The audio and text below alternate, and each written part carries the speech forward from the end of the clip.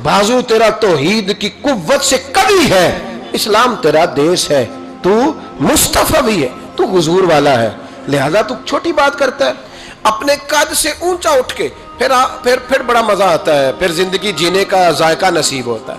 ये जो दरवेश थे ना, दरवेश अल्लाह वाले, जितनों की जिंदगी मैंने अब तक पढ़ी है, इतने मुखलस होकर दीन का काम करने वालों को मैंने देखा है ना, उनकी जाती जिंदगी परेशानियों में गुजरती है।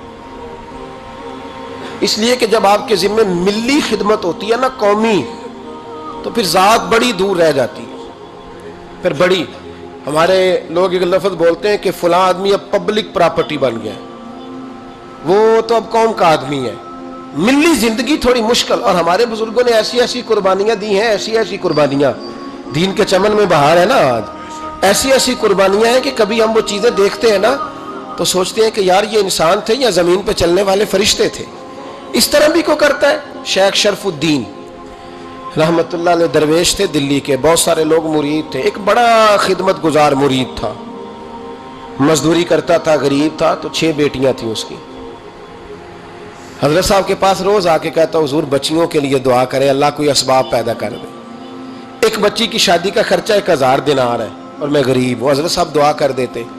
खानका शरीफ के थोड़े ही फासले पर, हजरत जहां बैठ के मुरीदों की तरबियत करते थे, उससे थोड़ा ही फासले पर ना एक ईसाई रहता था, बड़ा मालदार था, बड़ी सारे ऊंट, गायें, भेड़, बकरियां रखी हुई थी, और हजरत शरफुद्दीन रहमतुल्लाह अलैह की बड़ी मुखालफत करता था। और ये जो आपका गरीब मुरीद था, ये उसका पड़ोसी था। एक दिन बुला के ना उनको कहने लगा कि तू किधर जाके जो है वो टकरे मार रहा है, वहां से कुछ नहीं मिलने वाला। वो तुझे क्या देंगे जिनकी खानका खुद चंदे पे चलती है, मदरसा चंदे पे चलता है, मस्जिद चंदे पे चलती है, तेरी बेटी का मामला कहां हल होगा? तो उस दरवेश ने कहा कि तू मेरे पीर को नहीं जानता, तू अजय मेरा महबूब नहीं डिठा, तो पता नहीं ना, तू इस रास्ते का मुसाफिर नहीं, तू नहीं जानता। उनका बस चले ना तो वो हर कीमत में मेरी बेटियों की शादी करा दे। अब वो ईसाई था, कहने लगा अच्छा चलो ठीक है, अगर इतनी बात है ना तो जाओ उनसे जाके कह दो कि 6 साल के लिए मेरे साथ मुआहदा कर ले, वो मेरे जानवरों को चारा डाल दिया करे, 6 साल ड्यूटी करे, मैं 6000 दिनार दे देता हूं। वो मेरे साथ 6 साल मेरे जानवरों को चारा डाले, रखते हैं ना अब चारा डालने के लिए एडवांस पैसे दे के। अब तो लोग उन्हें भी गुलाम ही बना लेते हैं, बड़ी थोड़ी तनख्वाह देते हैं, जुल्म करते हैं, पूरा मुआवजा नहीं देते। हजरत शेख शरफुद्दीन के बारे में वो कहने लगा, जा अपने पीर से जाके कह के मेरे जानवरों को 6 साल चारा डाले, मैं 6000 दे देता हूं, तू जो कहता है हर कीमत पे जाने को तैयार है। उसने जब ये बात की तो मुरीद ने नाराज हो गया, वो लड़ाई हो गई, गिरबान पकड़ लिया, झगड़ा हुआ, बात बड़ी दूर गई। इस तरह की बात करता मेरे हजरत के बारे में, तेरे जैसे कई मैं वहां काम पे रखा दूं। जब वो बड़ी बहस हुई, बात मोहल्ले में, इलाके में फैल गई, दुनिया ने सुन ली, तो शेख शरफुद्दीन तक भी पहुंच गई। इस तरह झगड़ा हुआ है। लोग सो गए इशा की नमाज के बाद। हजरत साहब ने ना सर पे कपड़ा लिया, उस ईसाई के दरवाजे पे दस्तक दी, वो बाहर आया, फरमाने लगे लोग तो सोच समझ के मुलाजम रखते हैं, तूने भी तो सोच ही लिया होगा, तभी तो मुझे ऑफर की है, तू अपनी ऑफर पे कायम है, वाकई मुझे रख लेगा और 6000 दिनार दे देगा? कहने लगा जा बाबा काम कर अपना। फरमाया नहीं, तूने इतने लोगों में बात की, इतनी बहस हुई, तो कायम है? कहने लगा मैं तो कायम हूं, पर आपने नहीं कायम रहना। फरमाया मैं सोच समझ के आया हूं। उसने कहा आप ड्यूटी करेंगे, भैंसों को चारा डालेंगे? फरमाया एक शर्त, बस जब अजान हो जाए ना तो मुझे रब की नमाज पढ़ने की इजाजत दे देना, बाकी सुबह शाम जो तू कहेगा। अगर उस गरीब की बेटियां ब्याही जाए तो मुझे और क्या चाहिए? उसकी 6 बेटियों का बोझ है उसके सर पे, तू मुझे रख ले। अल्लाह अकबर।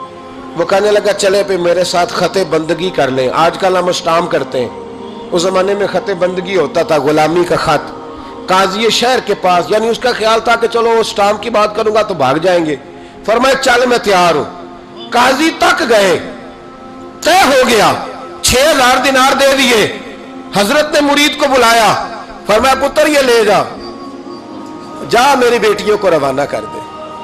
कहने लगा हुजूर ये क्या कर रहे हो आप, कुछ सोचे? फरमाया यार जब तुझे बेटा बना लिया तो फिर मेरी पोतियां तो लगती हैं ना, मेरा हक तो बनता है ना, जा जाके ड्यूटी कर, उनको ब्याह दे। बात फैल गई। बादशाह भी अकीदतमंद था, वो 12000 दिनार लेके पहुंचा।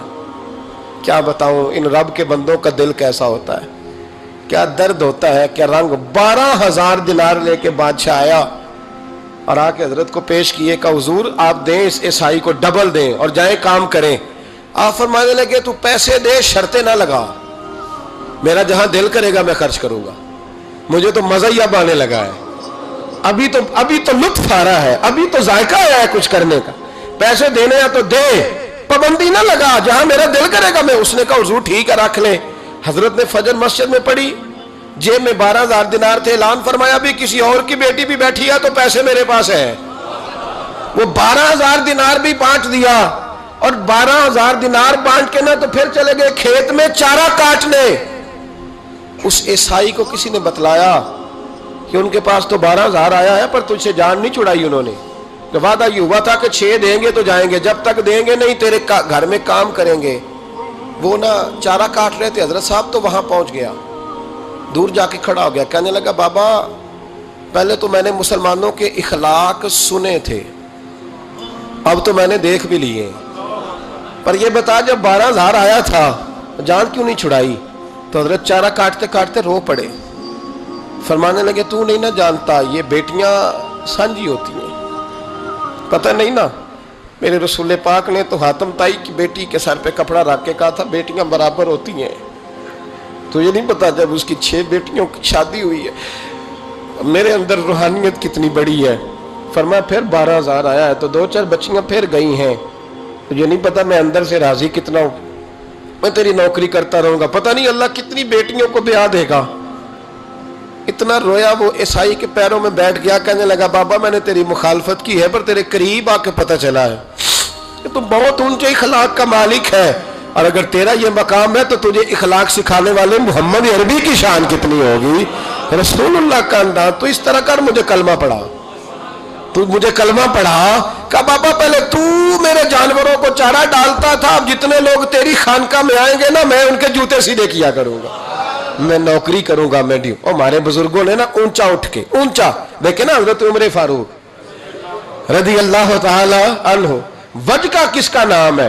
اپنے تکبر میں رہنا، اپنی انا کے بت میں بند رہنے کا نام روب اور دبدبا ہے. حضرت عمر رات کو گلی سے گزر رہے تو مدینے کے بالکل اینڈ پہ ایک شخص کو دیکھا، اس نے خیمہ لگایا ہے اور اندر کسی عورت کے ہائے ہائے کرنے کی آواز. عمر دوڑے گئے، کیا بات ہے؟ کہنے لگا بڑی دور سے امیر المومنین کو ملنے آیا اور رات ہو گئی تھی تو یہاں بیٹھ گیا ہوں، سویرے جاؤں گا. معاملہ کیا ہے؟ ہائے ہائے کیا ہے؟ کہنے لگا میری بیوی کے پیٹ میں بچہ ہے، شاید ولادت کا وقت آ گیا ہے. جناب عمر رضی اللہ تعالیٰ عنہ کہنے لگے روتے کیوں؟ حضور پردیس ہے، اس کے پاس عورت کوئی نہیں. حضرت عمر کے چہرے پہ نقاب ہے، دوڑے گئے اپنے گھر کے دروازے پر کھڑے ہو کے اپنی زوجہ حضرت ام کلثوم کو کہنے لگے ام کلثوم یہ خاتون اول ہے، یہ صرف ادھر نہیں جائے گی ساتھ کہ اب انٹرنیشنل دورہ ہے، ورلڈ ٹور ہے تو ساتھ جائے گی. کہا خاتون اول ام کلثوم. جی حضور. فرمایا کوئی نیکی کمانے کا پروگرام ہے؟ تو کہا جناب میرا ہر وقت ہی پروگرام ہوتا ہے، آپ حکم کریں. کہنے لگے ولادت کے وقت عورت کو جن چیزوں کی ضرورت ہوتی ہے ذرا ساتھ لے لو. چنے لے لیے، گڑ لے لیا، گھی لے لیا، پتیلی لے لی، گلاس لے لیا، برتن لے لیے. حضرت عمر نے گھوڑے پہ بٹھایا. اب کرنا کیا ہے؟ تو وہ کہنے لگی آپ یہاں نہ آگ جلائیں امیر المومنین، تو آپ نہ چنے اور گڑ ڈالیں، اور ایک چیز جو ولادت کے وقت پکائی جاتی ہے وہ پکائیں، میں اندر جاتی ہوں. اندر بطور دایا، دائی کے طور پر عمر کی زوجہ خاتون اول خدمت کرتی ہیں. وہ آدمی کہتا ہے میں نے سمجھا یہ کوئی غلام ہے، عمر نے ڈیوٹی لگائی ہوئی ہے کہ آنے والے رات کے مہمانوں کا خیال رکھیں. میں اوئے اوئے کر کے بھی آوازیں دیتا رہا، اوئے یہ پانی دینا، یہ فلاں دینا، جو بے تکلف لے جائے. اوئے کا مطلب بے تکلف لے جائے. ادھر آنا بھائی، غلام کو جیسے آواز دی جاتی. کہتے حد ہو گئی. جب اندر بچے کی ولادت ہوئی نا، بچہ رویا تو جناب ام کلثوم اندر سے بولنے کہنے لگی امیر المومنین مبارک ہو، آپ کے دوست کو اللہ نے بیٹا عطا فرمایا ہے. وہ کہتا ہے میرے ہاتھ میں پیالہ پکڑا تھا پانی کا، جب کہا نا امیر المومنین تو دھڑام سے پیالہ زمین پہ گرا. میں نے کہا عمر آپ خود ہیں اور یہ میں تو آیا ہوں تو لوگ آپ کے نام سے کانپ رہے تھے. جناب عمر فرمانے لگے رب نے جو مجھے روب دیا ہے نا وہ دوسروں کی خدمت کی برکت سے عطا فرمایا. یہ میرے اندر کی سچائی ہے. اور میرے بھائی تھوڑا سا نا نکلے ذات سے، تھوڑی اپنی سوچیں بڑی کریں، ذرا دوسرے کے بارے میں بھی تھوڑا سا سوچیں، تھوڑا دیکھیں کہ آپ کس کو کس طرح. میں تو کچھ چیزیں پڑھتا ہوں نا تو وہ ختم کر دیتی ہیں، سفر ہی ختم کر دیتی ہیں کہ اتنا ہی کافی ہے. ابن سعد نے لکھا ہے کہ احد کے میدان میں نا جب حضرت امیر حمزہ شہید ہو گئے، کان کاٹ دیے گئے، آنکھیں نکال دی گئیں، وجود کے ٹکڑے ٹکڑے ہو گئے، تو یہ نبی کریم علیہ السلام کے صرف چچے نہیں تھے، حضور کے گہرے دوست بھی تھے. 6 مہینے عمر کا فرق تھا، اکٹھے سارا بچپن مبارک گزرا تھا. میرے رسول کریم علیہ السلام کے چچا جب اس طرح شہید کیے گئے نا تو حضرت صفیہ، حضرت امیر حمزہ کی سگی بہن، دور سے دیکھنے کے لیے دوڑی. تو نبی کریم نے حضرت زبیر سے کہا، ان کے بیٹے سے، فرمایا یہ بہن ہے، اس سے دیکھا نہیں جائے گا، یہ نصیبوں والیاں نہیں دیکھ سکتی اپنے بھائیوں کی تکلیف، تو جا کے نا اسے روک دے، کسی طریقے سے ماں کو منا. حضرت امیر حمزہ کا چہرہ نہ دیکھے، یہ بڑا پیار کرتی ہے بھائی سے، اس کے لیے تھوڑا مشکل ہو جائے گا. حضرت زبیر کہتے ہیں میں نے جا کے اماں کو روکا، میں نے کہا حضور فرماتے ہیں کہ حالت ٹھیک نہیں، آپ نہ آئیں، آپ سے دیکھا نہیں جائے گا. تو جناب صفیہ نے نا یوں کر کے آنسو پہنچے، کہنے لگی زبیر نبی پاک نے دیکھا ہے چہرہ؟ کہا دیکھا ہے. تو فرمانے لگی میں ہوں سگی بہن، پر امیر حمزہ سے میں نہیں اتنا پیار کرتی جتنا محمد مصطفیٰ کرتے. انہوں نے دیکھ لیا نا تو بہن بھی دیکھ لے گی. جناب صفیہ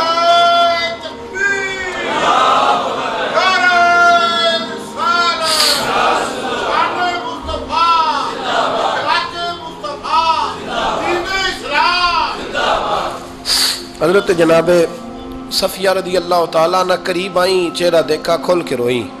بڑی غربت تھی اسلام پر، بڑی غربت تھی. کفن کے لیے بھی کپڑا موجود نہیں تھا، کفن کے لیے. جناب صفیہ واپس گئی خیمے میں تو 2 چادریں لائیں، حضور کی بارگاہ میں عرض کرنے لگی کہ میرے بھائی کا نا وجود کٹ گیا ہے، 2 چادروں میں کفن دینا، ایک ذرا نیچے بچانا، ایک ذرا اوپر ڈالنا، 2 چادروں میں.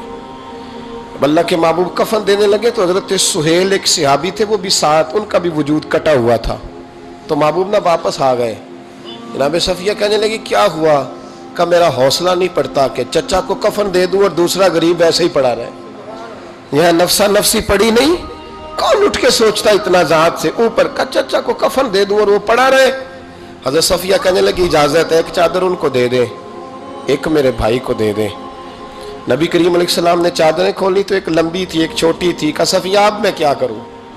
یعنی وہاں جب میت پڑی ہے، جنازہ پڑا ہے، شہادت ہو گئی ہے، وہاں بھی قربانی کا یہ جذبہ، اب میں کیا کروں؟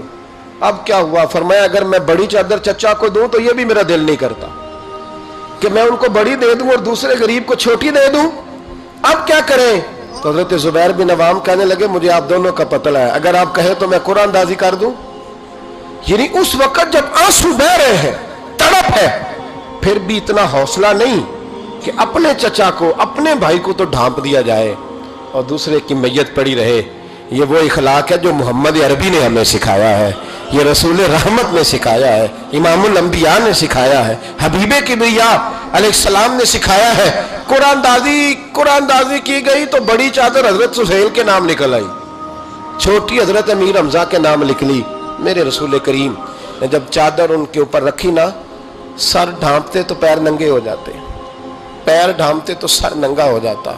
محبوب نے نگاہ اٹھا کے آسمان کی طرف دیکھا تو فرمایا جلدی سے قبر میں رکھ کے قبر بند کرو، مجھے پیغام آیا ہے کہ آپ نہ سر ڈھانپ دے، پیروں پہ گھاس ڈال دے، قبر بند ہوگی تو اللہ میرے چچا کو جنت کا لباس عطا فرما دے. ڈھانپ دے جلدی سے. بھائیو یہ قربانی، یہ ذات اتنا بڑا درجہ ہے، اتنا بڑا، اپنی ذات سے نکل کر سوچنا کہ بخاری میں جب ہم وہ حدیث پڑھتے ہیں نا تو دل عجیب اس روحانیت محسوس کرتا ہے. حضرت عمر کو جب زخم لگا نا تو خون بڑا بہہ گیا، سمجھ آ گئی کہ عمر بچیں گے نہیں. تو حضرت عمر نے بیٹے کو بلایا، فرمایا بیٹا آخری وقت ہے میرا، جناب عائشہ صدیقہ کے پاس جاؤ. گنبد خضرا میں نا 3 قبروں کی جگہ ہے، ایک میں حضور آرام فرما، ایک میں جناب ابو بکر صدیق. بیٹا زیادہ زور نہ دینا، اس لیے کہ جناب عائشہ نے وہ جگہ اپنے لیے رکھی ہوئی ہے، ان کا حجرہ ہے، وہ مالکہ ہے. ہلکا سا کہنا، ہلکا سا. पुत्र रो के ना कहना, कहीं वो मजबूर ना हो जाए, हल्का सा कहना। उमर का दिल करता है मैंने वफा की है मुस्तफ़ा के साथ, नौकरी की है, अगर मुझे जगह मिल जाए ना तो मैं वहां सो जाऊं। दिल करता है कह देना, लेकिन अम्मा जी मान जाए तो ठीक है, वरना मुझे जन्नतुल बकी में दफन करना। हज़रत अब्दुल्ला इब्न उमर कहते हैं बड़ी तकलीफ में था, पर अम्मा जी के पास जाकर रोया नहीं, हिम्मत के साथ बात की। मैंने कहा अम्मा जी अब्बा जी की ख्वाहिश तो है, अगर आप इजाजत दे दें। कहते मैं तो हौसले में था, पर अंदर से जनाब आयशा की सिसकियों की आवाज आने लगी। फरमाया जाके उमर को मेरा पैगाम देना कि कोई अपनी कब्र की जगह किसी को भी नहीं देता, और फिर जगह भी वो जिस पर मेरे नबी के गुंबद का साया हो, हुजूर के हुजरे का साया, वो वाली जगह। और उमर से कहना तूने हद कर दी है रसूलुल्लाह के दीन की नौकरी की।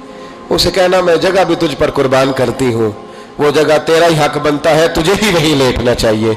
भाई जब चक्कर रहता है ना अपनी जात का, तो इंसान छोटा रहता है और उसका जिक्र खत्म हो जाता है।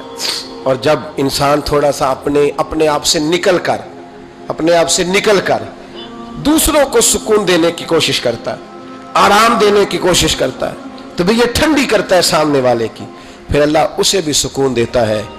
बहुत कमजोर जुमला है, बहुत कमजोर, कि जरूरत पड़े तो मैं गधे से भी दोस्ती कर लेता हूँ। जरूरत की दोस्ती तो माँ बाप से भी हो तो उसमें इखलास नहीं होता, जरूरत की दोस्ती तो बहन भाइयों से भी हो तो इसमें इखलास नहीं होता। जरूरत के यराने ना लगाएं, अल हुब्बु लिल्लाह वल बुग़्दु लिल्लाह, मोहब्बत करें तो अल्लाह की रिजा के लिए, और अगर किसी से इजहारे बेजारी करें तो फिर भी अल्लाह की रिजा के लिए। अपने आप से ऊपर उठकर सोचने का मेयार बनाए।